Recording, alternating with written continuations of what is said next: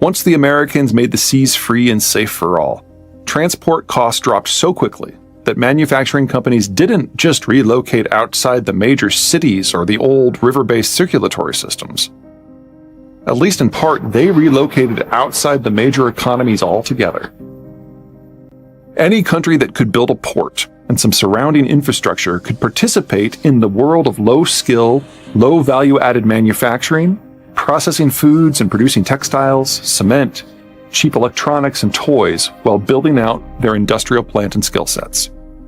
Add in containerization and the process kicked into high gear. In calendar year 1969, the first full year of container service from Japan to California, Japanese exports to the United States increased by nearly a quarter. The Asians perceived Western consumption as their path to stability and wealth, and all reforged their economic and social norms around export-based manufacturing. Japan vanguarded the process, but it didn't take long for Taiwan, South Korea, Southeast Asia, and China to follow. Decades of exports, growth, and stability enabled most of these players to climb steadily up the value chain. Japan, for example, went from producing cheap stereos to producing some of the most advanced industrial technology in the world. Taiwan was the original land of plastic toys, but now makes the world's most advanced computer chips.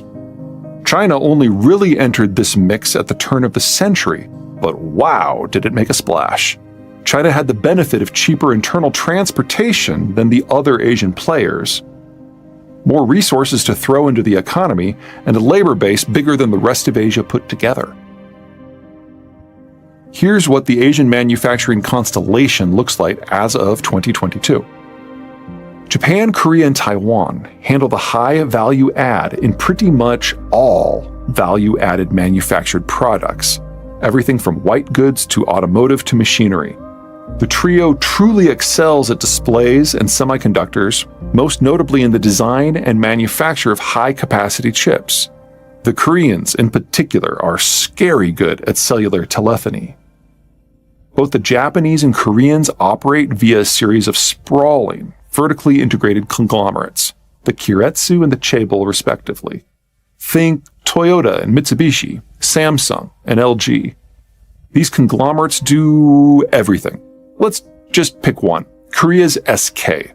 It's a major player in oil refining, petrochemicals, films, polyester, solar panels, LCD and LED lights, labels, battery components, DRAM and flash memory chips, and on the side, SK does a booming business in construction, civil engineering, and IT and mobile phone services, not to be confused with phone manufacture.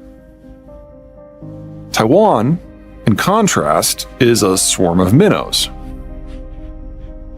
What few large firms the Taiwanese have fostered, such as semiconductor leader TSMC, are a step above world class, in part because they tap the skills of thousands of small firms that hyper-focus on one very specific piece of the broader semiconductor industry. In essence, foreign firms or larger Taiwanese firms such as MediaTek subcontract out thousands of micro-improvements to those small firms for each new chip design. And those minnowy piranhas busy themselves with making as solid advances as possible for one tiny bit of the overall process. The larger players then combine the best-in-class outcomes from the whole constellation of Taiwanese R&D to make their best-in-world chips. It does not get higher value added than that.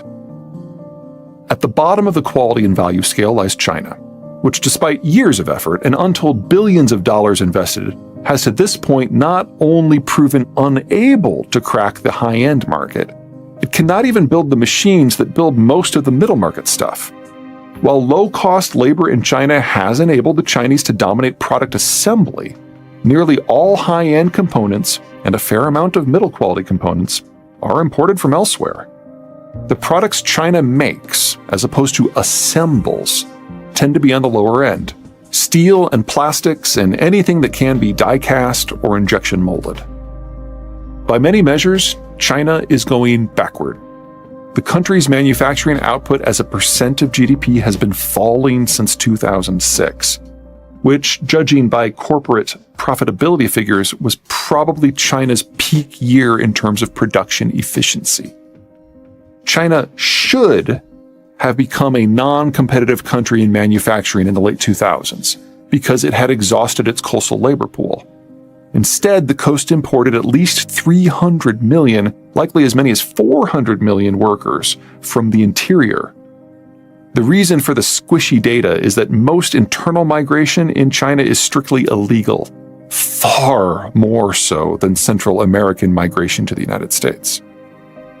That bought the Chinese economy another 15 years, but at the cost of hardwiring, both within the coast and between the coast and the interior, massive inequality in income and levels of industrial development. It also makes the Chinese goal of a domestically oriented, consumption-driven, internationally insulated economy flatly impossible to reach. Little of the income from all those Chinese exports went to the workers, especially the workers from the interior, so little can be spent on consumption. China now has a rapidly aging coastal population that has limited consumption needs, and most importantly, hasn't repopulated. That coastal population is stacked against a seething migrant class from the interior that lives in semi-illegal circumstances in hyper-cramped, near slum-like conditions, working grueling hours, and that cannot repopulate. It is all located next to an emptied-out interior whose primary source of economic activity is state investments into an industrial plant that is of questionable economic usefulness, populated by a demographic that is too old to repopulate.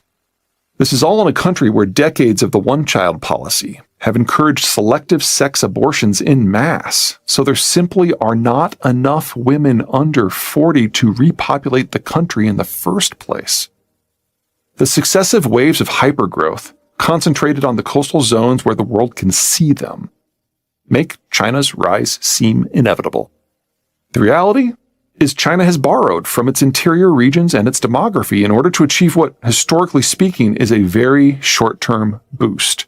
Never let anyone tell you the Chinese are good at the long game.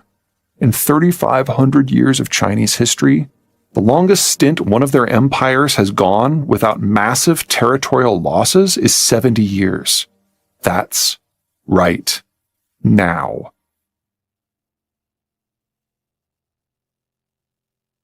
In a geopolitical era created by an outside force that the Chinese cannot shape. The Chinese workforce has become more skilled, perhaps doubling, or if you interpret the data kindly, tripling in efficiency since 2000.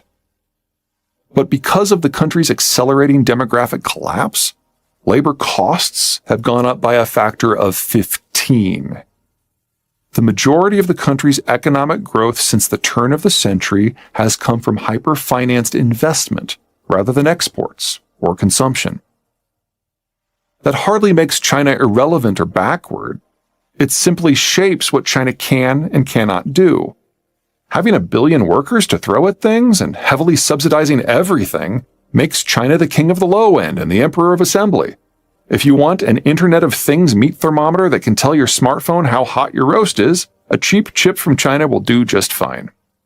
If you want a zippy smartphone so you can post your doctored videos on TikTok, it's best you go with something from the other side of the Taiwan Strait. Thailand and Malaysia form a middle tier in everything from electronics to automotive to, of course, semiconductors. They do very little assembly and instead focus on the heavy lift stuff, both literally and figuratively. If the Japanese, Koreans, and Taiwanese wire the brains, and the Chinese build the body, the Thais and Malaysians put together the guts, such as wiring, mid-tier processors, and semiconductors for things like cars and cranes and climate control systems. The Philippines provides the work that is too low-end for even China.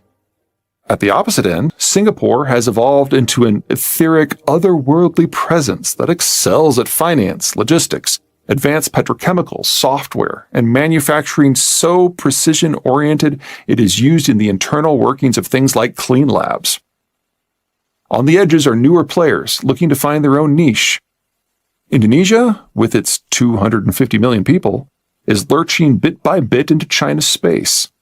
Vietnam is hoping to leverage its dense population clusters, excellent ports, rapidly evolving educational system, and top-down, no dissent allowed political system to jump over China completely and become the next Thailand. India, with all its endless internal variation, hopes to take a bite out of everything. If anything, the above vastly understates the Asian system's complexity. Think of the wild variety of economies just within the American state of California. San Francisco is a tourism and finance hub and the most economically unequal urban area in the country. Silicon Valley designs and innovates many of the products produced throughout Asia, even in high-tech Japan, but has to import everything: concrete, steel, power, food, water, labor. Los Angeles' urban sprawl disguises a wealth of small-scale industrial production sites. The Central Valley is both an agricultural powerhouse and home to some of the country's poorest communities, and that's just one state. Similar patterns and diversity hold true throughout Asia, most notably within the broad swath of mainland China. Greater Hong Kong and Greater Shanghai are by far the country's financial and technological hubs. The North China Plain, home to more than half of China's population, is all about bulk over brains. For a point of reference, the per capita income variation in the United States between the richest and poorest states, Maryland and West Virginia, is just under 2-to-1. In China, the variation between richest and poorest, between ultra-urban coastal Hong Kong and ultra-rural interior Guangzhou, is nearly 10-to-1. Even that understates the possibilities for synergies. Since 1995, China's major cities have added some 500 million people, mostly migrants from the country's ultra-poor interior, absolutely swamping every urban center with ultra-low-cost labor. Multiple, varied cost structures and labor quality abound not just within the country, but within each city. No wonder China has become the workshop of the world. Mesh the multiplicity of options within China with the multiplicity of options across Asia, and it should come as no surprise that this corner of the world is home to fully half of the globe's manufacturing supply chain steps, as well as the source of some 3/4 of the world's electronics, cellular, and computing products. All that's necessary to make it work is a strategic environment that enables ships to sail without risk, enabling the region's myriad labor cost structures to hum along, cranking out products in perfect synergy.